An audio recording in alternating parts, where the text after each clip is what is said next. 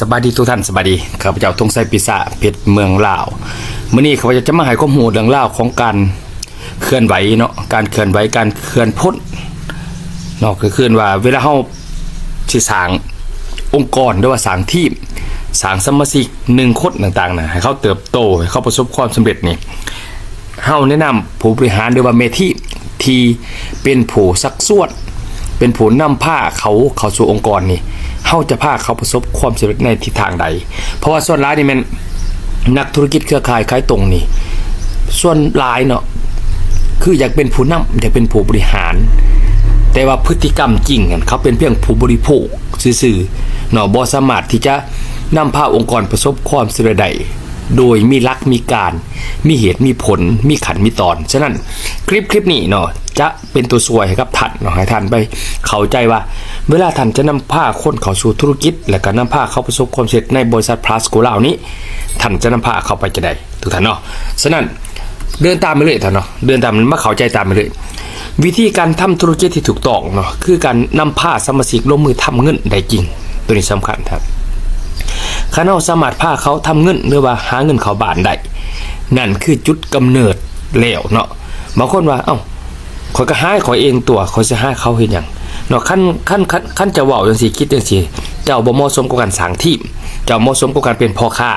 คือการซื้อสินค้าจากบริษัทเครือข่ายมาแล้วเจ้าก็ไปขายหาลูกค้าซื้อบ่ต้องไปเอาเขามา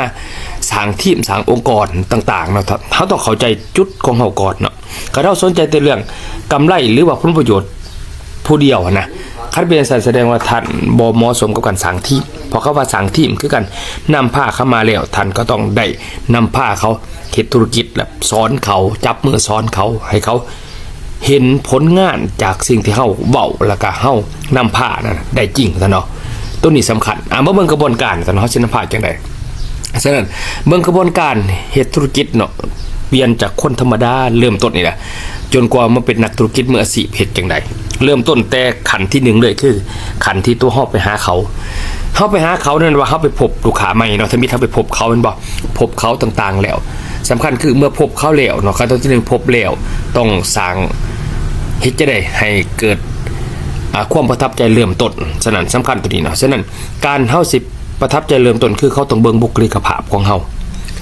เบิ่งการแต่งตัวเบิ่งสุขภาพทรงผมบ่ได้เนาะเบิ่งว่าเฮานี่มาเพื่อส่งเสริมเขาจริงหรือมาเพื่อให้เขาส่งเสริมเฮาเนาะฉะนั้นเมื่อเฮาพบเขาแล้วโอเคฉะนั้นเริ่มการประทับใจแล้วเฮาก็เฮ็ดขั้นตอนที่2คือการเปิดใจการเปิดใจเขานี่สำคัญคือเฮาจะเปิดใจเขานี่เฮาต้องมีจุดเป้าหมายเฮาก่อนเลยว่าเฮาสิเปิดใจเขามาเฮ็ดหยังเนาะคันเฮาจะเปิดใจเขามาเป็นลูกค้าซื่อๆก็ให้ท่านโฟกัสไปที่ปัญหาของเขาเนาะปัญหาของเขาปัญหาที่เขาจะแก้ไขและเฮามีผลิตภัณฑ์มีสินค้าและมีการบริการที่สามารถช่วยเขาได้แก้ไขเขาได้บอกแค่นี้ท่านบอกที่2ข้อเนี่ยท่านก็เปิดใจคนได้แล้วเนาะคนจะเปิดใจเมื่อ1เฮาเว้าโดนกับปัญหาของเขาเว้าโดนกับสิ่งที่เขาจะแก้ไขและเฮาก็มีขั้นมีตอนมีสินค้ามีผลิตภัณฑ์มีการบริการที่สามารถที่จะช่วยเหลือเขาแก้ไขได้ตามงบประมาณที่เขามีและก็เป็นไปได้จริงเห็นบ่ฉะนั้นการเปิดใจประมาณนี้ท่านเนาะเมื่อท่านเปิดใจเขาแล้วปั๊บเนาะเปิดใจปั๊บแหละบัดนี้เขาก็วางแผนข้อที่3คือกันให้ข้อมูลที่บ้านของลูกค้านะครับหมายความว่าร่วมกันเรียบร้อยแล้วเพื่อเป็นการเปิดใจโดยรวมเนาะเฮาก็ให้เขาเนี่ยนัดครอบครัวเขาเองก็ได้นัดผัวนัดเมียนัดลูกนัดเต้านัดพ่อนัดแม่นัดญาติพี่น้องมากินเขามานั่งโซกันอยู่เฮือนนะเป็นกันเองนะให้ข้อมูลร่วมบัดเดียวเปิดแฟ้มให้เขาเบิ่งเนาะอธิบายให้ฟังถึงปัญหาที่เขามีและวิธีการแก้ไขที่จะเกิดขึ้นถ้าใส่ผลิตภัณฑ์และใส่การบริการของเฮาเห็นบ่อันนี้คือขั้นตอนที่3หลังจากเฮาได้ให้ข้อมูลอยู่บ้านของลูกค้าแล้วเนาะปิดการขายให้มันเรียบร้อยเนาะเพื่อเฮาจะได้ติดตามเพื่อให้เขาได้สมหวังในสิ่งที่เฮาขายเพราะว่าผู้คนจะเชื่อมั่นเชื่อใจเชื่อถือเชื่อมือและจะไปนำเฮาได้หอดตลอดหอดฟังตัวเมื่อว่าสิ่งที่เฮาขายไว้กับเขาสิ่งที่เฮาให้คำมั่นสัญญากับเขาด้วยกายด้วยวาจาด้วยจิตใจด้วยความคิดก็แล้วแต่เขาจะยอมเชื่อมั่นเชื่อถือเชื่อมือใจเมื่อเขาได้สมหวังในสิ่งที่เฮาได้บอกต่อกัน เห็นบ่ฉะนั้นเฮาบอกเรื่องสินค้าธุรกิจใครใดเฮาก็ไปติดตามดูแลเบิ่งแย่งเฮ็ดให้ผู้มุ่งหวังหรือว่าบุคคลที่เฮาเว้ากันเนี่ยที่เฮาปิดกันขายเขาไปแล้วนะให้เขาได้สมหวังประทับใจตัวเขาสิประทับใจเมื่อเขาได้ประโยชน์ฉะนั้นได้ประโยชน์จากผลิตภัณฑ์ได้ประโยชน์จากการบริการนะถ้าเขามีตัวแถมไปต่างๆตามนโยบายเขาเพิ่มเติมก็แห้งดีไปเห็นป่ะอันนี้คือตัวนี้เมื่อเขาได้ผ่านกระบวนการที่4เนาะเขาได้ประทับใจเขาได้สมหวังแล้วเขาได้ประโยชน์แล้วเขาจังนำเข้าสู่กระบวนการที่5นั่นก็คือกระบวนการผ้าสมัครสมาชิกเห็นป่ะข้อที่5ผ้าสมัครสมาชิกหมายความว่าเขาตัดสินใจสมัครเข้าสู่มีรหัสต่างๆในระบบบริษัทเมื่อมีรหัสไปแล้วปั๊บให้เข้าใจว่าเมื่อสมัครปุ๊บมีโค้ดมีรหัสมีสื่อในบริษัทเดียวมันยังแบ่งเป็น2ทางที่เขาเลือกไปเลยท่านเด้อบ่แม่นสิมาทางเดียวเฮ็ดธุรกิจโดดเด้เขายังมี2ทางนะแบบที่1ก็คือเขาสิเป็นผู้บริโภคอย่างเดียวเป็นผู้บริโภคค้าประจำเจ้ากับเนาะข้อ5 1 2ก็คือเป็นสมาชิกสมาคมและเฮ็ดธุรกิจนำมันมี2อย่าง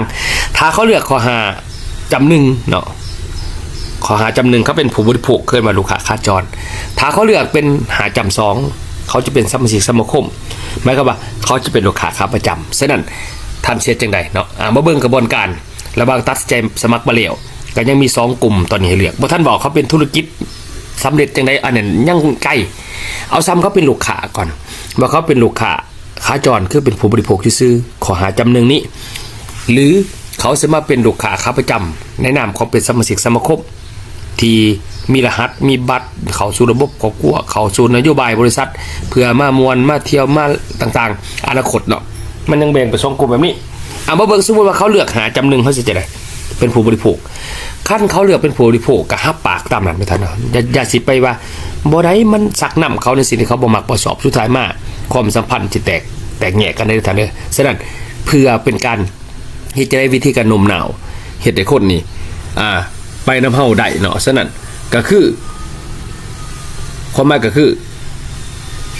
เขาต้องสมหวังในสิ่งที่เขาคิดเฮ็ดให้เขาส่งเสริมความคิดของเขาเนาะแล้วก็ตามและจังคอยจูนมาเป็นเส้นทางที่เฮ็ดให้เขาได้ดีกว่าเดิมว่าซั่นเขาต้องตั้งใจแบบนี้ส่วนถ้าเขาเลือกหาจำ1เป็นผู้บริโภคเฮาก็ต้องติดตามเด้อบริการเขาเฮ็ดให้เขาสมหวังจากเขาบริโภคนั่นตื่มเนาะหลังจากนั้นเมื่อเขาสมหวังไม่ว่าเขาจะเห็นผลประทับจากสินค้าเพิ่มไปแล้วหลังจากนั้นแล้วเมื่อเขาจะไปเปิดแผนธุรกิจให้ฟังว่าถ้าเขามาเป็นลูกค้าแล้วถ้าเขาขายบ่เป็นก็บ่ต้องขายขยายบ่เป็นก็บ่ต้องขยายยังบ่ต้องไปหาบ่ต้องไปลำบากเจ้าของให้เขาเป็นตัวเสื่อมก่อนฉะนั้นจุดทมิตเนาะเปิดแผน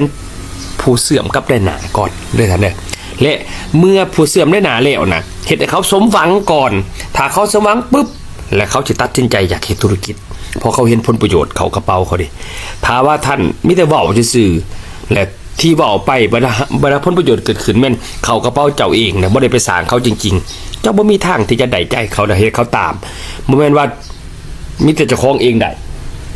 ทีมที่บอกมาทั้งหมดที่ขายเขาคำปากคำเบาบัดใดมาทั้งหมดแม่นเฮาเป็นคนเองได้คันจะสั่นนี่แม่นเขาจะตัดสินใจสมัครพอมันเละออกไปเฮ็ดธุรกิจเขาบอกให้มันจบไปแต่เขาจะบ่อยู่จนกว่าเป็นทีมนะกับเฮาบ่ได้ซะเนาะฉะนั้นเฮาต้องเข้าใจตัวนี้ก่อนเขาพเจ้าเฮ็ดธุรกิจเขาพเจ้าใส่ใจเรื่องนี้เวลาเขาจะปั่น1คนแล้วแต่เนาะเมื่อตัดใจเฮ็ดธุรกิจปั๊บแหละจังดึงเขามาสู่การเป็นสมาชิกสมาคมจะบอกถึงว่าสมาคมมีประโยชน์ยังกับเขา30นั่นได้จังได๋เป็นจังได๋ส่งเสริมจังได๋และพาเขาสู่นโยบายบริษัทมามวนมาเที่ยวม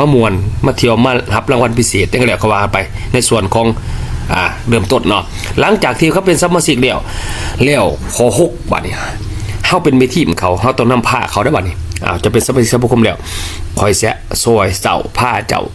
หาเงินเขาบัญชีลองเบิ่งหาเงินเขากระเป๋าลองเบิ่งโดยที่เฮานำพาเขาเฮ็ด S1 S2 พาเขาขายพาเขาขยายให้เขาเป็นได้หนารวมคน 2-3 คนอยู่เฮือนเขา 2-3 คนอยู่เฮือนลูกขมูคู่เขาแล้วก็ตั้งเป้าด้วยว่า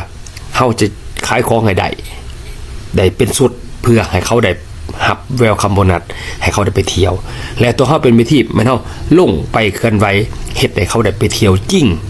ตามเป้าหมายที่เฮาวางแผนกับเขานี่ คือว่าเฮานี่เป็นคนพาเฮ็ดจำได้ว่าขอถึงเด้อวิธีการทำธุรกิจถูกต้องคือการนำพาสมาชิกลงมือทำเงินให้ได้ให้เขาเห็นตามเป้าหมายที่เฮา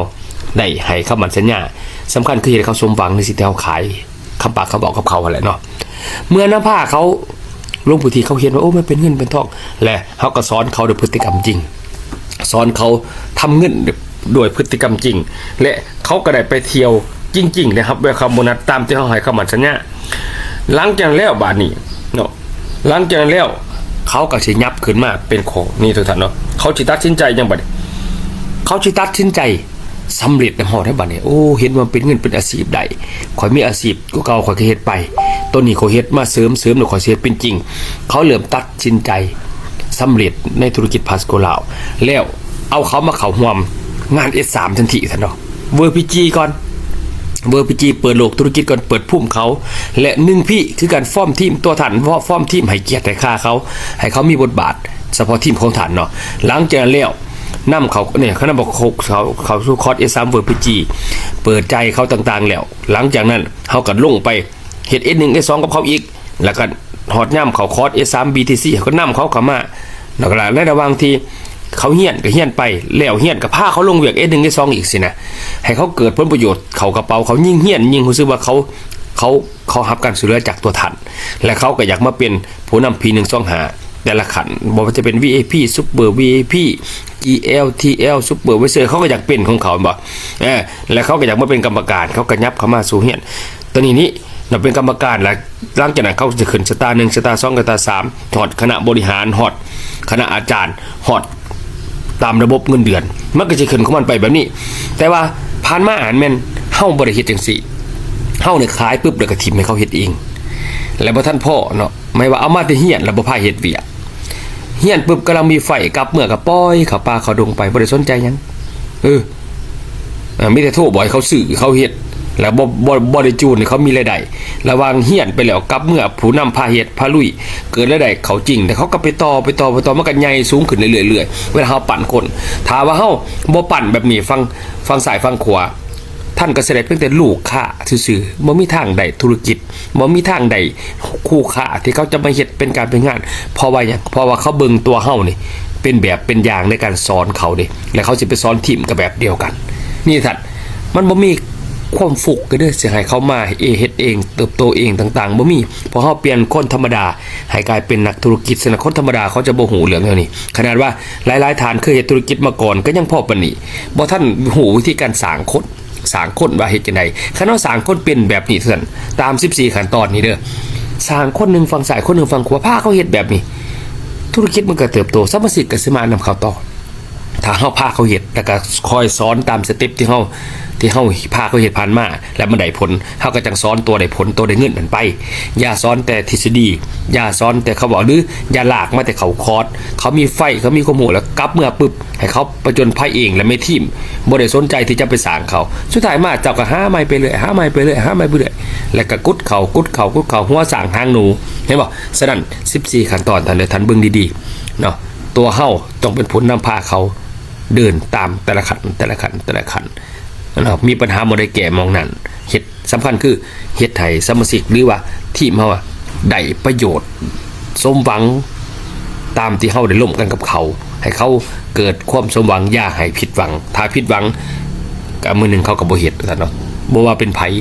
ก็แล้วแต่น้องบ่ฟังคลิปนี้แล้วหวังว่าสิเป็นประโยชน์กับทุกท่านเพื่อไปสานต่อกับทีมของท่านในอนาคตอันไกลนี้